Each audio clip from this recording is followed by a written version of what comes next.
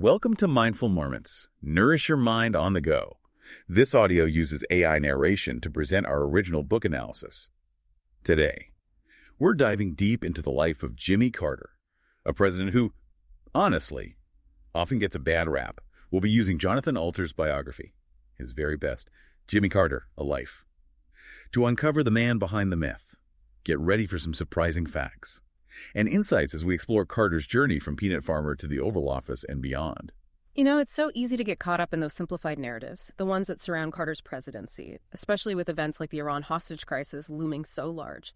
But I think what's so compelling about Alter's work is that he really digs beneath the surface and challenges those assumptions. It really does make you rethink those history books, doesn't it? For example, how often do we credit Reagan with taming inflation? But Carter actually laid the groundwork by appointing Paul Volcker to the Federal Reserve. That's a great example. And it really illustrates a pattern that repeats in other areas as well. Deficit reduction, confronting the Soviet Union. These were initiatives Carter set in motion. But often, Reagan gets the credit. It's fascinating how Alter reveals Carter as this outsider figure, even from his childhood. That theme of being different, of challenging the status quo, it seems to run through his entire life. Absolutely. From feeling like a country bumpkin amongst his peers to navigating a sometimes strained relationship with his father, Carter's early life definitely had a hand in shaping his approach to leadership. He wasn't afraid to stand apart, challenge norms, even when it wasn't the easy path. And that outsider perspective seems to play out in his approach to race as well. It's a complex story, with Carter's views evolving over time. Early on, Alter describes decisions that prioritize the demands of white parents. Even while Carter worked tirelessly for financial efficiency on school boards. To be honest, it's a bit jarring to read. It is, and it really reflects the realities of the South at that time. But what's important is that Carter continued to learn and adapt. As governor, he actively appointed Black officials and pushed for racial equality in ways that were truly groundbreaking for Georgia. Okay, so we've got this outsider, this reformer.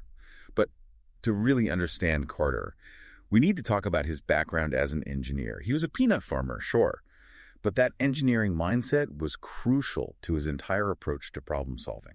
Wouldn't you say? Absolutely. It's impossible to separate his time in the Navy, especially under the famously demanding Admiral Rickover, from his later political career. That experience instilled in him this meticulous attention to detail and a laser focus on finding efficient solutions. So we're starting to build this picture of a complex figure.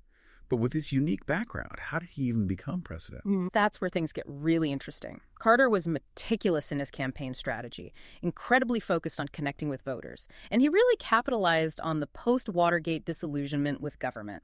He positioned himself as the honest, moral alternative, and it resonated deeply with the electorate. Now, post-Watergate disillusionment, for those who might not be familiar, refers to the erosion of public trust in government following the Watergate scandal. It created this climate where people were yearning for authenticity and integrity, and Carter tapped into that brilliantly. Exactly. It was a perfect storm of events, and Carter was able to ride that wave all the way to the White House. But, of course, no presidency is without its challenges and controversies. Let's dive into one of those pivotal moments, the malaise speech. I mean, even the name itself has become synonymous with national pessimism. What strikes me is that the speech wasn't even about malaise. It was a call for national reflection, for a return to core values. But it was delivered during a time of intense economic and social anxiety. And it just didn't land the way Carter intended. What are your thoughts on that? It's a classic example of how context and timing can shape perception. Carter was trying to spark a national conversation about our values and priorities.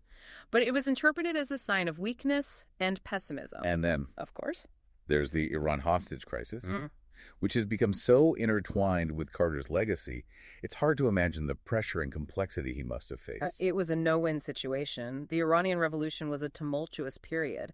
And the hostage crisis, while tragic, was just one piece of that much larger and, frankly, very messy puzzle. I'm curious, what were some of the options Carter considered in dealing with the hostage crisis, and what factors might have influenced his decisions? Carter's primary concern was the safety of the hostages.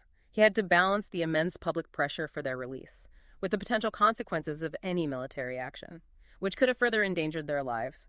There was a constant back and forth between diplomacy and the threat of force, ultimately. He opted for a negotiated solution, even though it meant enduring months of agonizing uncertainty. So, we've covered a lot of ground here. From Carter's early life and his unique path to the presidency, to some of the triumphs and struggles that defined his time in office. But his story doesn't end there, does it? Not at all. In fact, in many ways, Carter's post-presidency is even more remarkable. His dedication to humanitarian work through the Carter Center and Habitat for Humanity is truly inspiring. And that's what we'll explore in the next part of our deep dive. From election monitoring to global health initiatives, we'll uncover the inspiring legacy of Jimmy Carter, the man who never stopped striving to make the world a better place. Welcome back to our deep dive into the life of Jimmy Carter. Last time we left off with Carter leaving the White House after a pretty tumultuous single term. So where do we pick up the story? Well, it's fascinating how Alter portrays Carter's post-presidency. It wasn't a quiet retirement by any means. You might expect some bitterness, after that crushing defeat to Reagan, maybe even a retreat from public life. But that's not what we see at all. Yeah. It's almost like he was energized by leaving office. Carter's dedication to humanitarian work through the Carter Center. It's truly remarkable. I was struck by the fact that he wasn't just writing checks or lending his name to causes. He was out there building houses alongside volunteers with Habitat for Humanity, even into his 90s. That's hands-on leadership. Did that surprise you? It really speaks to his character and his engineering background, that drive to get things done, to solve problems with a hands-on approach. We see that same spirit in his work at the Carter Center. Speaking of the Carter Center, it's not just about building houses. They're tackling some of the world's most intractable problems.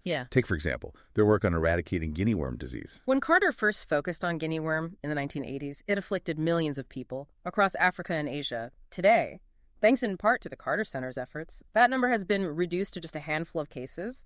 It's incredible what they accomplished. And it wasn't just about throwing money at the problem. It was about understanding the complexities of the disease, working with local communities. And developing sustainable solutions. Exactly. And we see that same approach in their work on other neglected tropical diseases, like river blindness.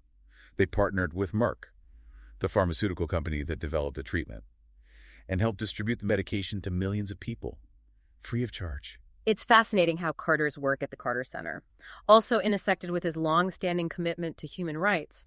He didn't shy away from confronting dictators and challenging abuses, even if it meant engaging with some pretty unsavory characters. He believed that dialogue, even with those who hold opposing views, was always preferable to inaction. He saw human rights as inseparable from peace and development. But of course, not everyone agreed with his approach. Some criticized him for being too willing to negotiate with dictators, arguing that it legitimized their regimes.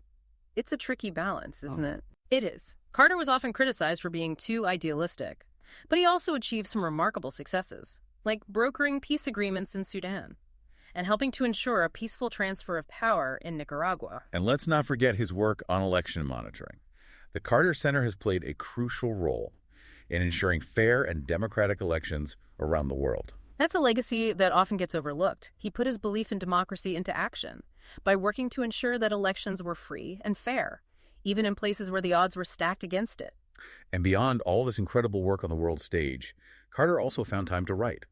Not just his memoirs, but poetry, fiction, even children's books. Yeah, his writing offers a unique window into his thoughts and values. His poetry, in particular, is deeply personal and reflective. Alter doesn't shy away from the controversies that have followed Carter throughout his life either. His outspokenness, especially on issues like the Israeli-Palestinian conflict, has often landed him in hot water.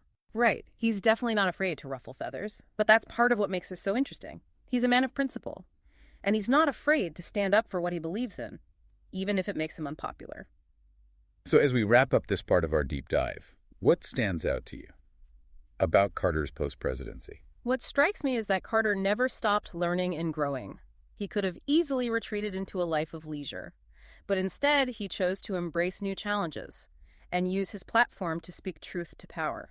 It's incredible, isn't it? He went from being labeled a failed president to becoming a global icon of peace and humanitarianism. It's a truly remarkable transformation, and it speaks to the power of perseverance, of staying true to one's values, and of never giving up on the pursuit of a better world. And that brings us to the final chapter of Carter's life, a chapter that's still being written.